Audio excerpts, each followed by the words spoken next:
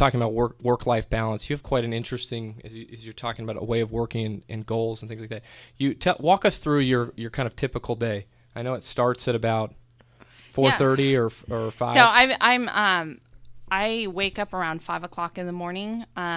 This is because I have 3 kids, and under the age of 5, right? So 5, 3, and 10 months. And so, would you like to be the CEO of Yahoo?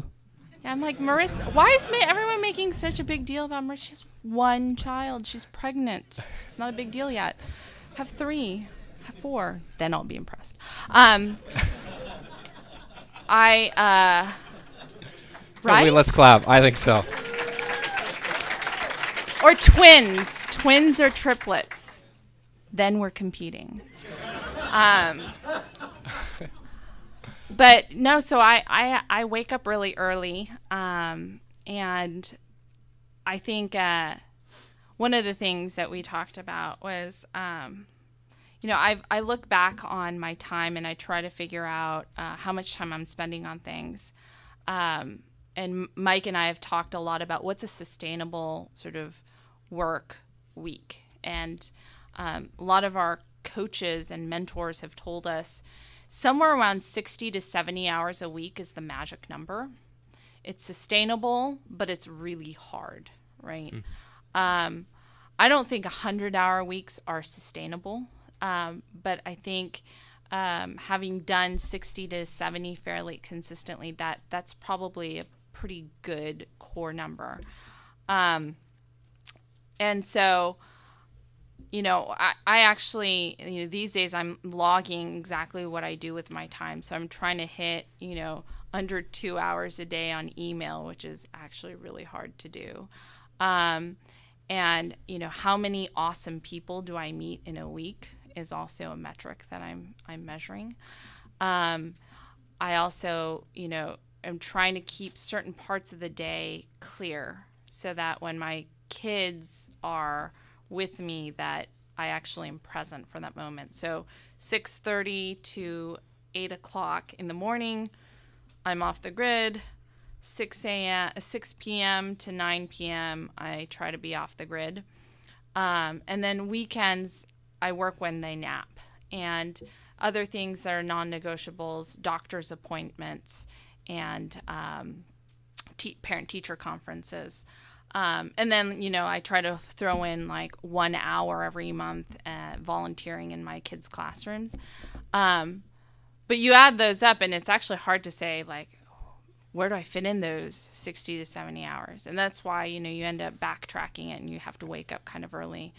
But I think that's where, people talk a lot about work-life balance. I think it's really hard to even think about balance from that perspective, because balance implies, you get home and everything's quiet and in order and dinner's cooked and kids are really well behaved.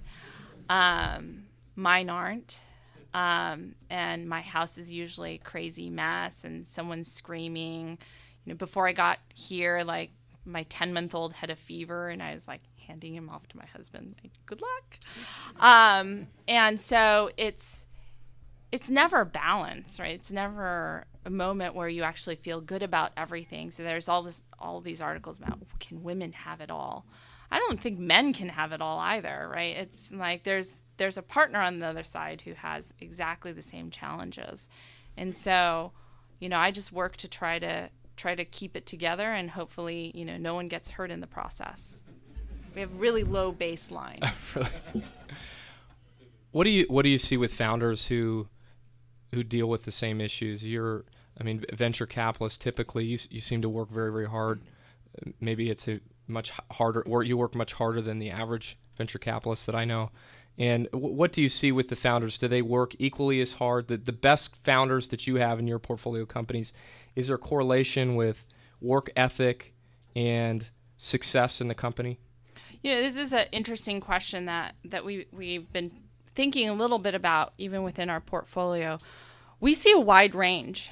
One of our companies, they work 100-hour weeks. I mean, it's kind of insane. And I was asking the founder, like, how do you even do that, right? And it's sort of new employee came, they forgot something, they came back to the office at 11 p.m. The whole team was there. So they were like, oh, I guess I'm supposed to be here too. I think that, you can't really blame any particular institution, but I do think that Pivotal Labs, with their notion of coming in at 8:30 and, working, having the hour lunch, leaving, putting your pencils down at 5:30, they've been in a lot of startups, and that work methodology has had a big influence on engineering culture. And the only thing I would say is I can't say, like, how many hours should a startup engineer work? I don't know. Like, I know most everyone works really hard. The only thing I would say is I've never done better. Like, even going back to my competitive speech and debate days, I never did better because I was smarter. It was just because I worked a whole heck of a lot harder than everyone else, right? And you had that crying thing that was like a huge advantage, right? That was, yeah. Plus, I had a mean streak. But I think it was just sort of people win because they work harder. That's 90% of it, right? And so I think, a startup, if you're in a competitive environment and your competitors' engineers are working 5%, 10% more, there's an advantage there. Even if they're working less efficiently, if they fix their processes and they continue to have that work ethic, there's an advantage there. And so I would just push on that. I mean, I don't actually drop in on my startups at 7:00 to see who's around. But I do think that that's something that, you want to think about as a culture. Microsoft definitely thought of that as part of their culture. They said working hard is one of their cultural cornerstones. And, you should have a discussion with your team as to whether or not that is your cornerstone. And it doesn't have to be, but then what is? We think that's really important in our company.